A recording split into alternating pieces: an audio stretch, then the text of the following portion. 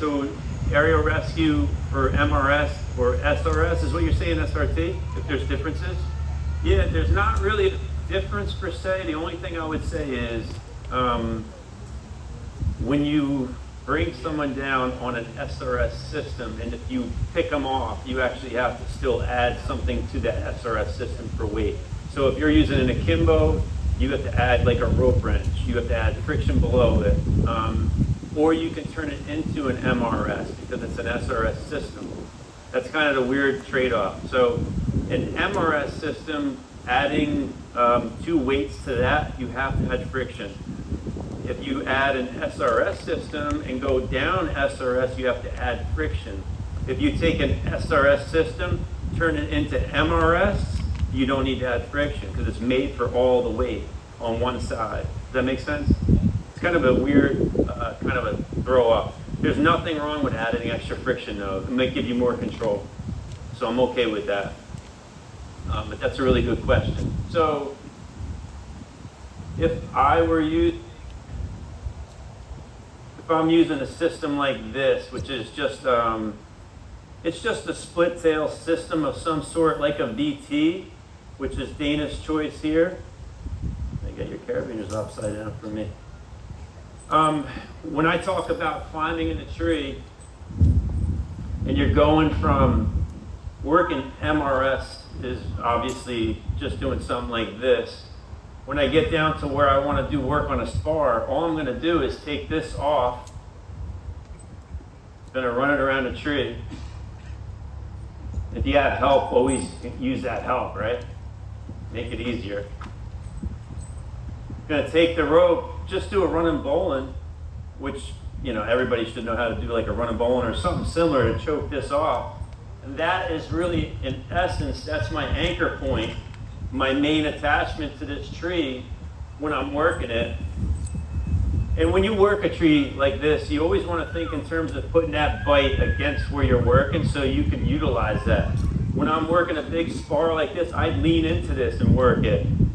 I mean, hopefully you don't have to do this a lot because this is hard work, right? And one trick I can tell you about working bigger trees is use 2 systems is a big help. I would use one here, and I would throw the other one around the opposite way and put it over there, and then I can work back and forth between the 2 on a big spar, even like anything that you have to do a lot of movement on. So that we have 2 antagonistic anchor points, so if you do spur out or you need to use it, you can loosen and tighten as you go, and you're always in a good place to be like not in a point of like drop. But in this scenario here, this is what I meant earlier, is you're not supposed to do this. You can't really rappel like this. On a taut line hitch, on a VT or any kind of hitch you got, they're not designed to take all your weight. You know, in theory,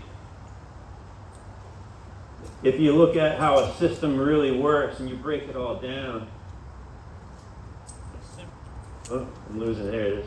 The simplest way of thinking about this is when I hang on this rope, let's just say I'll round me down to 200 pounds even. If I weigh 200 pounds, how much is pulling down an anchor point with no friction? 200 pounds, right? All my weight's on here. And if you look at it very simplistically, in essence, what we have is 50% of my weight is here and 50% is there, right? You guys can see that? It's very easy. You look at it like this. So if I weigh 200, I got 100 and 100. That makes sense? As soon as we go to something else like this, now we have 200 pounds is all on here, right? So it's 200 pounds, that's the same theory.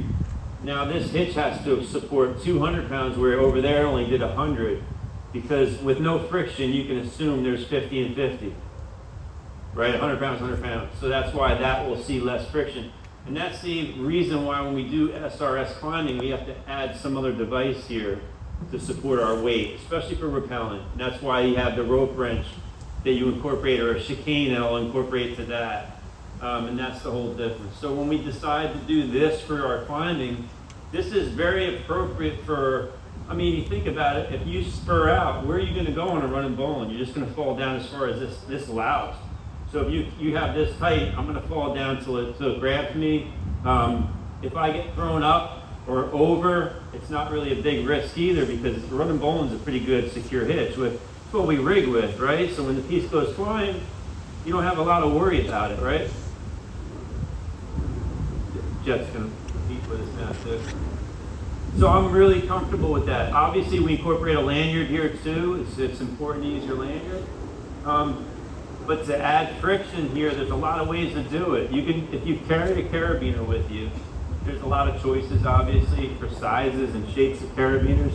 But you can just use a simple carabiner to add friction in a couple ways. I mentioned